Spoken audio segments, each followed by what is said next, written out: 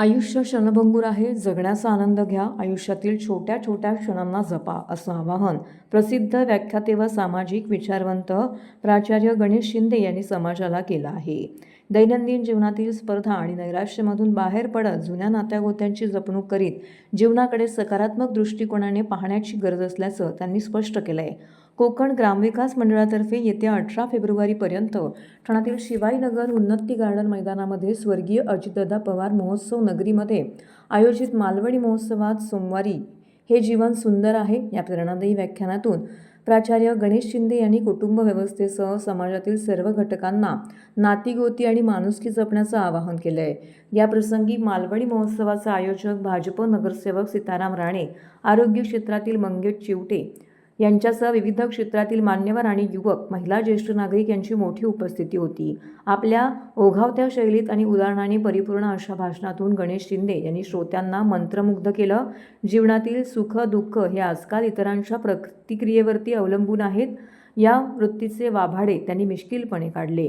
माणसं लक्षात राहतात ती कर्तृत्वासाठी, हे स्पष्ट करताना शहनाई वादक पंडित बिस्मिल्ला खान, दिवंगत अजितदादा पवार, शास्त्रज्ञ अल्फ्रेड नोबल यांच्या आठवणी त्यांनी जागा केल्या.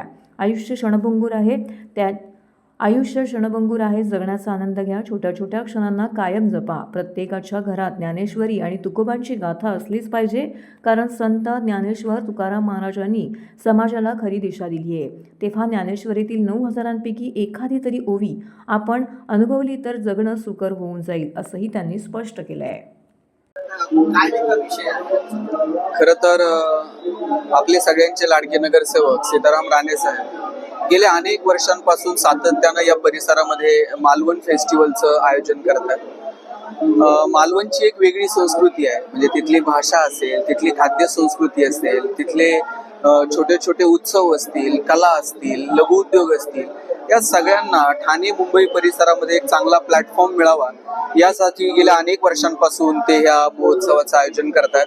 आणि हे सगळं करत असताना, हे सगळं अनुभवत असताना ठाणेकरांना थोडीशी वैचारिक मेजवानी ही मिळावी म्हणून आत्ताच जसं मंगेशजी बोलले तसं काव्य कट्टा असेल किंवा व्याख्यानं असतील, तर असाही एक प्रयोग राणे साहेबांनी यावर्षी या फेस्टिवलमध्ये केलाय. जीवन सुंदर आहे या विषयावर गेली अनेक वर्षांपासून मी बोलण्याचा प्रयत्न करतोय, लोकांशी संवाद साधतोय. या उत्सवासाठी सीताराम राणे साहेबांनी मला इथं बोलवलं, त्याबद्दल मी त्यांचे मनापासून आभार मानतो. त्यांच्यामुळे मला आज या फेस्टिवलमध्ये ठाणेकरांशी संवाद साधायची संधी मिळणार आहे. माझी ठाणेकरांना ही विनंती आहे की आपण जास्तीत जास्त संख्येनं या महोत्सवाला भेट द्यावी आणि मालवणी संस्कृतीचा आणि इथल्या जी एकंदरीत वैचारिक मेजवानी तुम्हाला मिळणार आहे तिचा मनापासून आस्वाद घ्यावा. थँक्यू.